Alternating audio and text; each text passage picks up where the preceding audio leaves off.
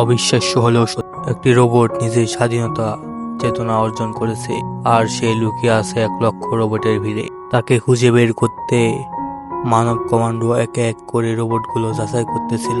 হঠাৎ একটা রোবট মাথা তুলে চারপাশ দেখে ফেললো। টার্গেট ধরা পড়ে গেছে।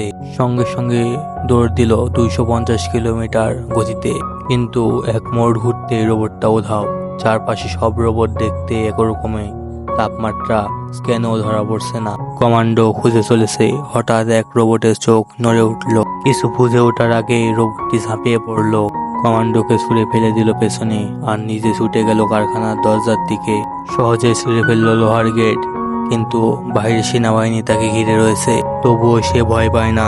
গুলির বৃষ্টির মাঝে লাফ দিয়ে উঠে পড়ে পাশের উঁচু বিল্ডিং এ। ঠিক তখনই তার উপর নেমে আসে এক বিশাল উড়ন্ত যান, আর এক ঝটকায় তাকে ধরে ফেলে বিশাল জালে। রোবটের বিদ্রোহ কি এখানে শেষ, নাকি মাত্র শুরু?